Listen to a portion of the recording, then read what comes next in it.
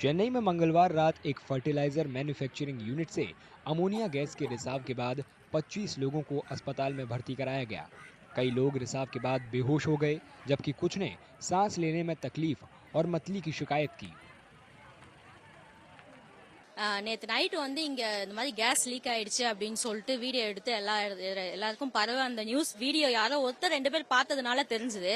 இதே இப்போ வந்து அது தெரியாம இருந்து நைட் நாங்க எல்லாருமே தூங்கிட்டு இருக்கிற அன்டைம்ல லீக் ஆயிருந்ததுன்னா சின்ன சின்ன குழந்தைங்கள்ல இருந்து வயசானவங்க வரைக்கும் எல்லாருமே இறந்து போயிருப்பாங்க. அது என்ன ஆயிருக்கும்னு எங்களால நினைச்சு கூட பார்க்க முடியல.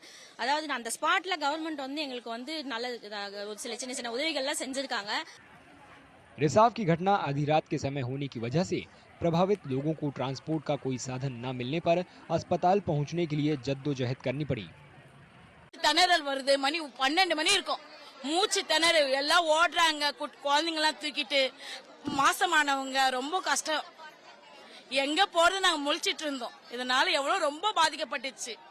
நீங்க தான் இதுக்கே நடவடிக்கை எடுக்கணும் கன்ஃபார்மா.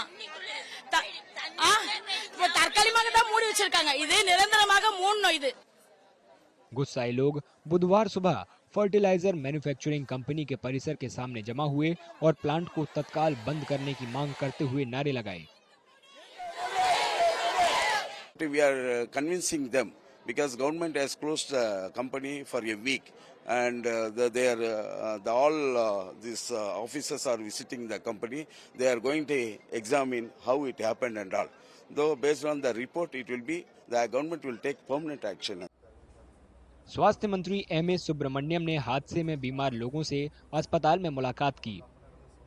சென்னை மாநகராட்சியும் மக்கள் நல்வாழ்வுத்துறையும் ஒருங்கிணைந்து 3 நுரையீரல் மருத்துவர்கள் 3 பொது மருத்துவர்கள் உள்ளடக்கிய ஒரு பெரிய மருத்துவ குழு ஒன்று அங்கே மருத்துவ முகாமையும் சம்பந்தப்பட்ட பெரிய குப்பம் பகுதியில் இருக்கிற மாநகராட்சி பள்ளியில் அந்த முகாமை நடத்தி கொண்டிருக்கிறார்கள்। ज्यादातर प्रभावित लोग उत्तरी चेन्नई में संयंत्र के आसपास रहते हैं।